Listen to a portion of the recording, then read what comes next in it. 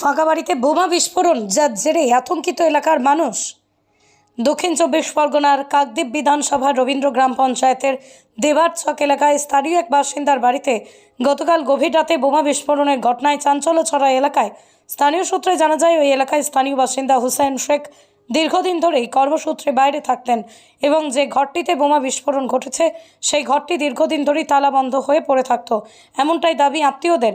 গতকাল গভীর রাতে হঠাৎ করেই বিকট শব্দে চাঞ্চল্য ছড়িয়ে পড়ে গোটা এলাকায়। এলাকার মানুষ বেরিয়ে এসে দেখে ওই ঘরে বোমা বিস্ফোরণ হয়ে গেছে, ঘরের চাল উড়ে গেছে। তবে পরবর্তী সময়ে তড়িঘড়ি সেই ঘরও সারিয়ে নেওয়া হয়। তবে প্রশ্ন উঠছে, শত্রুতার জেরেই পরিকল্পিতভাবে বোমাবাজি, নাকি ওই পরিত্যক্ত ঘরের মধ্যেই মজুত করে রাখা হয়েছিল বোমা, যা বিস্ফোরণ ঘটে এই বিপত্তি।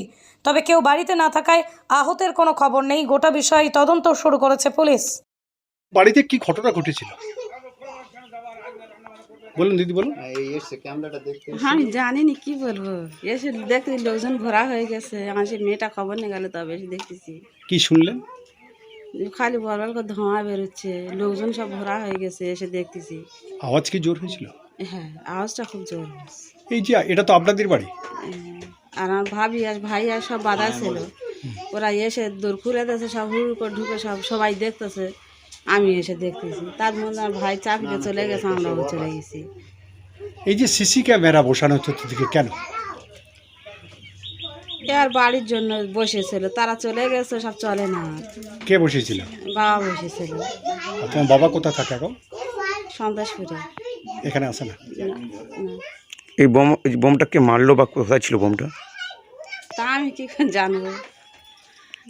তোমার নাম? সখিতা মোল্লা।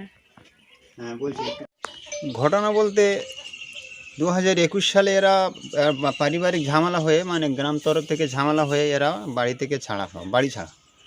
সে থেকে একজন আমার শালা থাকে, এটা আমার শ্বশুর বাড়ি, একজন শালা থাকে, আমার শালাস থাকে। ওরা বাড়ির এক কোণে কিনারা থাকে, তালা চাবি টাবি সেখানে ও আমার শ্বশুরেরা সব নিয়ে চলে যায়। বর্তমানে এখন কালকেকার এই ঘটনা পরিস্থিতির উপরে এখন দেখা যাচ্ছে এই এখানে বোম বর্ষণ হয়, বাড়িতে কেউ নেই, তালা চাবি। এর আগে বহু ঝামেলা অনেক কিছু হয়ে গেছে এই পর্যন্ত। এই বাড়িটা কে থাকে যেখানে বোম মারছিল? না, এখানে এখন বর্তমানে কেউ থাকে না, তালা চাবি সবাই মানে তালা চাবি দিয়ে মেরে দিয়ে ওরা চলে গেছে চাবি নিয়ে। কারা ওরা? আমার শ্বশুর। কি নাম ওনার? হাসান শেখ। তারপরে কি করে বোম বাস্ট হলো? ওটা কি করে হলো তো আমরা ছিলাম না, জানি না। কি ক্ষতি হয়েছে? ক্ষতি বলতে এই চাল বাস্ট হয়েছে, আর ওর ভিতরে আমরা তালা চাবি নেই, আমরাও দেখিনি। পুলিশ এসেছিল? পুলিশ এসেছিল। ভেতরে ঢুকেছিল?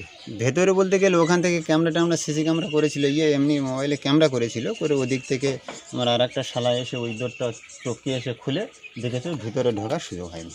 ভেতরে পুলিশও ঢোকেনি? মনে হচ্ছে আমরা কি মনে হচ্ছে? কি মনে হচ্ছে এখন এই পরিস্থিতি, এখন কি বলবো, কোনো শত্রুতা হতে পারে। কিন্তু এতগুলো বাড়ির মধ্যে তো বাড়ি একদম, হ্যাঁ, এর মধ্যে কি বোম কারো রাখা সম্ভব? এরা তো মানে শিক্ষিত, হাই শিক্ষিত ছেলে মেয়েরা, এরা তো ওই পরিস্থিতিতে নেই। এদের না দেখলে আপনারা বুঝতে পারবেন না। এদের মোড়ে দোকান আছে, ছেলেরা বাইরে লেখাপড়া করে, কেউ ওকালতি করে, এরা বাড়িতে থাকে না। এরা শিক্ষিত ফ্যামিলি। রাজনৈতিক কোনো কিছু মনে হচ্ছে না, রাজনৈতিক কিছু মনে হচ্ছে না। আপনার নাম? আমার নাম মোহাম্মদ শহীদুল্লাহ মোল্লা। কে হন আপনি? আমি জামাই। এই যে ভাঙা চোরা ছিল, যে উড়ে গেছিল, এগুলো ঠিক করলো কারা? আমরাই ঠিক করেছি।